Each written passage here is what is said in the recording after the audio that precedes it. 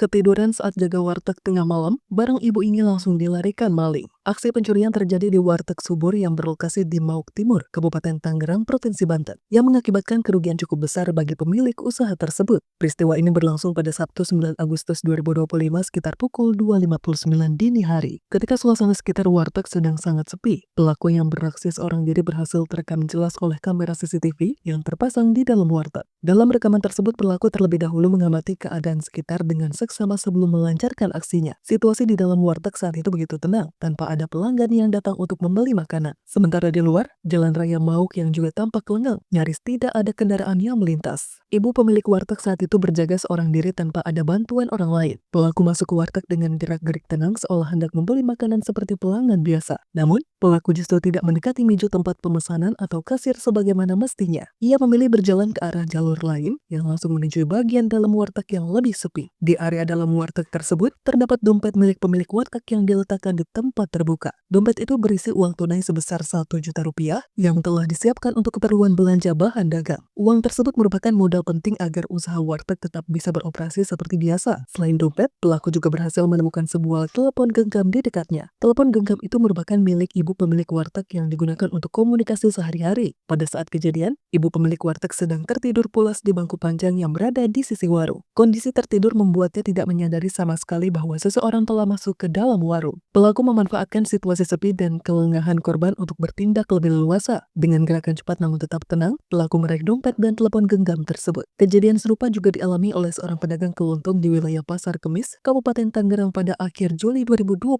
Dalam peristiwa itu, pelaku berpura-pura membeli rokok dan minuman sebelum melakukan aksinya. Saat pemilik toko merunduk mengambil barang di rak bawah, pelaku dengan cepat mengambil tas lempang yang tergantung di kursi kasir. Tas tersebut berisi uang tunai sekitar Rp800.000 dan beberapa kartu identitas penting. Peristiwa ini terjadi pada sore hari ketika pasar dalam kondisi cukup ramai namun toko sedang sepi pembeli. Pelaku memanfaatkan suasana sibuk di luar toko untuk kabur tanpa menarik perhatian. Kamera pengawas di toko berhasil merekam wajah pelaku meski tertutup sebagian oleh masker. Pemilik toko baru menyadari kehilangan tersebut beberapa menit setelah pelaku pergi. Kerugian yang dialami tidak hanya berupa uang, tetapi juga waktu dan tenaga untuk mengurus dokumen yang hilang. Kasus ini pun dilaporkan ke pihak kepolisian setempat yang kini masih melakukan penyelidikan. Warga sekitar berharap kejadian seperti ini tidak terulang dan keamanan lingkungan pasar dapat ditingkatkan.